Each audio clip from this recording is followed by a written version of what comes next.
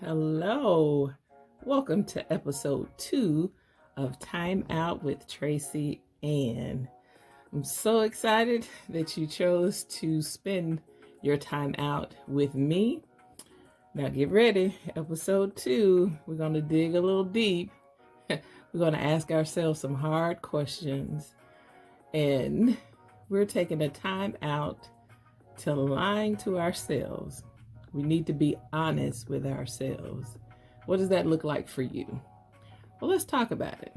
Join me on this episode as we take a time out from lying to ourselves.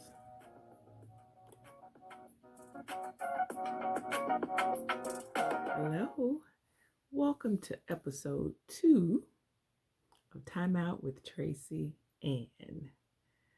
Now, last time we were together, I gave you a little homework. Did you all do your homework? Hopefully you did. Now, the homework was over the last couple of weeks, I wanted you to get a notebook, a journal, or something, and at the end of each day, write down what you remembered about your day. Now, in giving you that homework, I really wanted you to develop a habit of paying attention to your day, paying attention to what you're doing during your day, and also putting you in the mindset of thinking about what you're thinking about. Because if you're thinking about what you're thinking about, you're present in what you're doing throughout your day. And it can get you off autopilot or even make you aware that you're on autopilot. So hopefully you did your homework. Now, I did the homework too. And the biggest thing that I noticed over the last couple of weeks in thinking about my days is that I realized that I was having to be more intentional about being present. And what I mean by that, it's like I felt almost a little unsettled or unbalanced, and I was having to be intentional about my focus on certain things. Now, for me, that meant something was off somewhere, and I needed to figure out kind of what part or something, whether it was personal life or work or something, that I wasn't doing my usual thing that kept me kind of even keel. So I noticed that first and foremost. And I think in the last couple of days here where I live, the weather has been super crazy. It's been either warm, it's been raining, it's been warm and raining, or it's been just cold or cold and raining. But then I noticed after the rain left, it was still a little chilly. One day I was driving and I looked, and there were blooms on some trees that I hadn't noticed. Now, if you've noticed, when the seasons begin to change, things like that happen. Trees begin to bloom. So that's an indicator of better weather, hopefully, and better things to come because the seasons are changing. And so that made me be present in realizing days are getting longer. We have more daylight. It's not dark when I leave work in the evening. So I'm paying attention to those things as part of my day. Episode 2. I'm calling Time Out for Lying to Ourselves. We have to learn to be honest with where we are, who we perceive ourselves to be, in order for real change to take place. Now, first thing I want you to do, if you've taken notes, this is number 1. Who are you? Who do you believe you to be? At this present moment, present time. If somebody asked, Traci, who are you? How would you respond? Do you believe you would have a response? You have to think about it. A lot of times we have become our environment.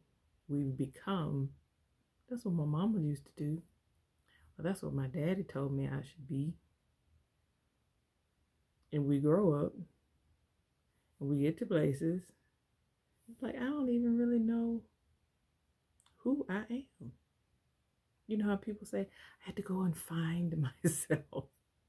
And that's a true statement for a lot of people. I'm one of them. I got to a place where I had to realize that I was living somebody else's life because I was always responding to things that other people wanted me to do. I was showing up the way I thought people wanted me to be. That I didn't even realize that I wasn't in tune with who God had called and created me to be, till I got a place where I'm like, do I even like that?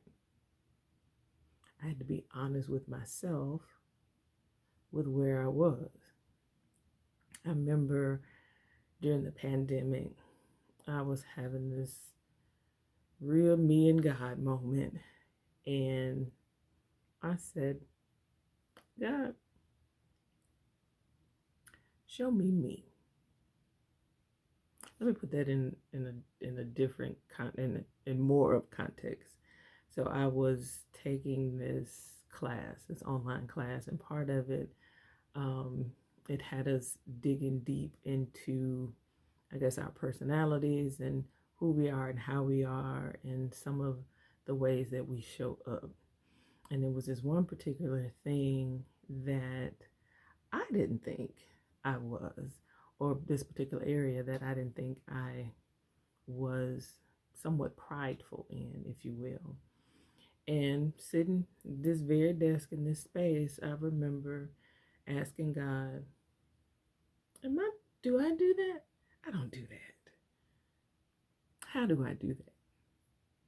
And God's like, yeah, you kind of do. And I was like, how do I do that? And literally, I began to see like a slideshow. He began to show this slideshow of situations of me doing that. And when I tell you, it was just like situation after situation. And I'm thinking, oh, and it was going and going. I'm like, all right, I got it. Okay, you are correct. Yes, I have been in that place and didn't even realize I was showing up in a prideful place. But I had to be honest with myself and be open to even seeing me in that way. Now, and it wasn't an extreme thing. I think it was, I have been in a place where now I can say that I was walking in the gift of wisdom. Like there would just be things that I would just know. And so I would have solutions to things, and people would come to me and be like, yeah, you just need to da da da da. Like, I don't know. Like I've been like that since I was little. And because it was just kind of a natural thing for me, where the pride came in was I started feeling the need to be needed in that way. And I never saw that until I sat still and I was like, God, show me how I do that, because I'm not like that. He's like, you're not. Of course you are. So that was the first thing that I had to do, to be honest with myself, was to really sit and say, God, show me me. That's the first thing I want you to do. Truly sit with and say, is this me? Is this a trauma response? Is this a, that's just because that's how my mama did it? Are we moving just based off of our environment and our experiences? And we never sat down to see, who am I truly? That's the first thing I want you to do. Think about you. Be honest with you and who you are, where you are. And if that's not where you're desiring to be, which I wasn't, first have to acknowledge where you are. And you can change that. Number two, we want to be honest with ourselves and start lying to ourselves. Answer this question. Are you selfish? Would you say you're a selfish person? Would you say you are a selfless person?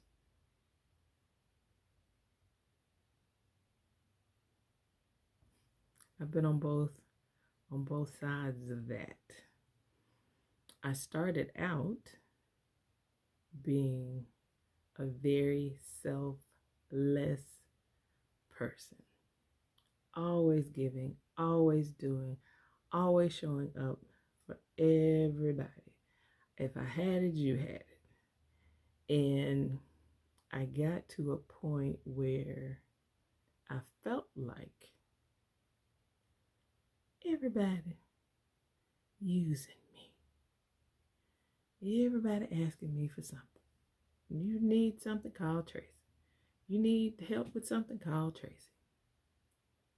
Selfless. Until I got to a point where I was frustrated and felt like people were taking advantage of me.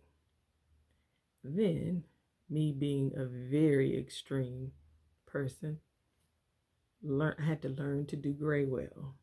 Before I got there, I flipped because I was angry. I was like, nobody's gonna take advantage of me. So I completely flipped and got to a point where I was being selfish, like truly flat out. Was in a season of selfishness. Like, if you asked me whether I had it, if I could do it, if I had time, nope. Mm-mm. If I didn't enjoy it, if I didn't want to do it, it was no. Even if I could have done it, nope. It's all about me. And sad to say, it was such an extreme that, like, I didn't care if I hurt people in the process of me being selfish. Right? So, last episode, I mentioned about I got to a place where I was sick of the cycle that I was in. Now, part of it was this space of me being selfish,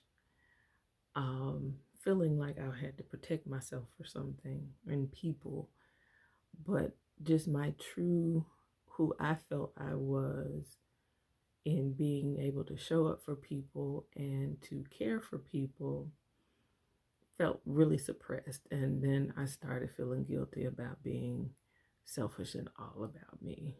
Right. But I'm like, I don't want to go back to the other extreme. And then, I'm just going to end up back here again. So part of my growth in therapy, I was taught this term self-full. I called my sofa lady, well, the sofa lady at the time, my therapist at the time, gave me an alternative. Like, now you can't just stay in this selfless phase. Now, and you don't need to stay on this selfish phase either. I propose to you being self-full. I'm like, is that even a word? And just like it's allowing yourself permission to consider you first, but not being dismissive of others. So I found this definition, I'm going to read to you, of what self-fullness means. Self-fullness, taking the responsibility to know one's own needs and to get them met, all while acknowledging and being a service to others. Not selfish, not selflessness, self-fullness. I'll give you that definition again. Self-fullness is taking responsibility to know one's own needs and to get them met, all while acknowledging and being a service to others. Now, that was so freeing to me because a lot of times you hear people say being this self-care is being selfish. And typically selfish is in a negative connotation, like you're full of self, like you're arrogant and conceited and you're above everyone else, which is you think, okay, if I put me first, that means I gotta put down other people. No, you can be self-full, right? Where you're whole and you're complete. And so being able to find that balance between the two was truly life-changing for me. So when I'm off balance, I have to come back and be like, oh, now let me get Traci back full, self-full, so I can show up and still be helpful for others and not feel like I'm depleted and left with nothing. And that's a good way for me to take a step back and reflect and say, you're a little off. Like I said a few weeks ago, or over the last few weeks, I noticed something was a little off. So I had to come back and be like, what you doing a little too much over here, a little too much over there. Let's kind of get back to get back full. And it reminds me of this analogy that I've heard of giving from the saucer, like a teacup and a saucer. Like if your cup is full and the overflow that's caught in the saucer, give from that place and you'll never be depleted. Now, I wish I had learned this years ago, but I know it now and I'm sharing with you. So give yourself permission to be self-full. And that only means that you give yourself space to be whole and have joy and have peace and balance and all of the things that you need to be the best version of you. And then you can give to others and you can show up better for others. And it's okay to do that. So, number 2, we have to be honest with ourselves and know where we fall in that.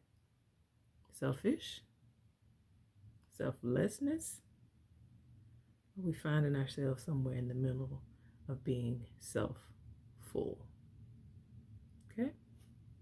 Number 3, do you have clear boundaries? Be honest with yourself. Do you have clear boundaries?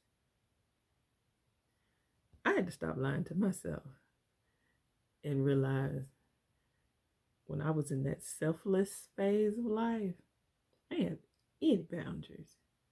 It was like, if you needed something, yes, I can help you. You need, yes, I can take over that. You need, yes, I can do that. And I'm doing because I'm giving. It wasn't like a bad thing because I'm helping other people. But I didn't have any boundaries to that, right? I had to realize you're going to burn out. You're going to be mad and upset with people because you don't have a boundary And you don't have a limit or a space to say, no, I got too much going on right now. I can't take on anything else right now. Is it, or set a boundary of priority? Is this something that you need me to do right now? Because sometimes I gave urgency to things just because people asked me. And it may not have been a priority for them, but I'm like, oh, I need to do this for them now. That was me not having a boundary or even having a clear boundary. And sometimes this is just something that we're taught.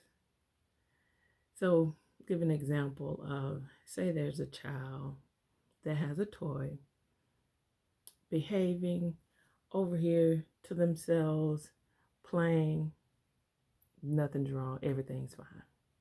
And then there's someone, another child, say they're at an event or a party or something, family function, this other child just rambunctious, just all over the place, kind of just terrorizing everybody. And then someone comes to this well-behaved child over here with their toy saying, hey, you need to share with them. Give him something to play with so he won't terrorize other people.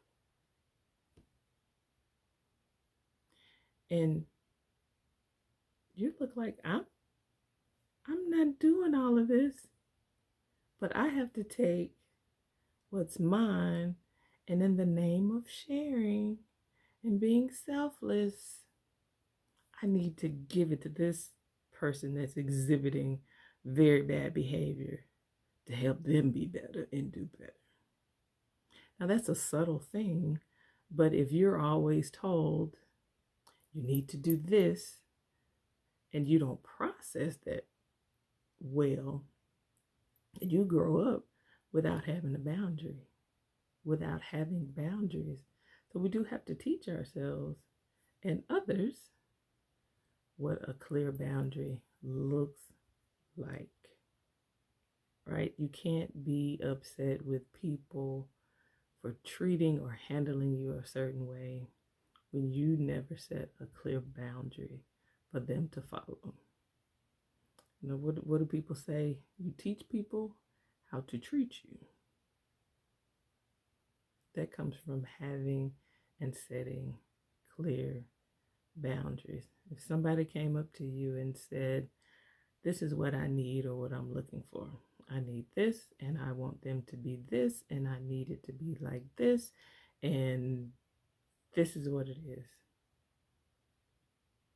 And you don't have your this and your this and your this and your this, you'll end up either trying to conform to their list because you don't have one, or you'll get upset because they have one and you have set no boundaries of, yeah, that's a non-negotiable for me. I can or I will do this up until this point. Be honest with yourself. Do you have boundaries? And are your boundaries clear enough that you can articulate them to other people? You teach people how to treat you. Okay. So let's recap the three things. The first thing, to help us to stop lying to ourselves and to be honest, is to take a real honest look at you. Is this the you that you really want to be? Is this the you that God created you to be? Ask God to show you you. Ask God to show you the you He created you to be compared to where you are right now. And be open to receive what that is. Again, we can't change things that we don't acknowledge, right? Number 2, remember, self-fullness is a balance between being selfish and selfless. It's a place where we can be full and allow ourselves to be fully present and show up for others. And I just thought about this. I saw this oxygen mask fall down. You know, when you're on a plane and you see the stewardess stand up and she's going through the routine, and she's like, if in the threat or if there's trouble, your oxygen mask is going to fall down. Put the mask on you first before you assist others. So that's what self-fullness looks like. You putting the oxygen mask on you so you're full and you're able to help others. Okay? That was number 2. Number 3, boundaries. Do you have clear boundaries? Be honest with yourself. In situations where you're upset and frustrated and people just keep doing, did you have a boundary in place in that area of your life? Think about it. We're going to be honest with ourselves. So over the next couple of weeks, I want you to take all 3 of these and just write out what you hear God tell you about you. If there are already some things that you've been working on that you're already clear about and have been honest with yourself about, write these things down. If you don't have boundaries in place, write down places where you can set boundaries and figure out what those look like. If you off kilter, you're a little more on the selfish side than you are the selfless side. What are some things we can bring that back into balance where we can be self-full? Be honest with yourself. That's the only way we get better and can truly become self-aware and live a mindful life. I really hope you take these things to heart and do the work, right? Sitting still and looking at you can be difficult. Trust me. Been there, done that. That's how I'm able to share with you what I'm sharing with you now. We can be better, do better. It's a daily thing. It's like you think you're gonna get to a ride, and you be like, ooh, well, what about that? Right? This is an ongoing thing in learning and becoming the best versions of ourselves and creating the best life we desire. So take it to the heart, do the work, and it'll show.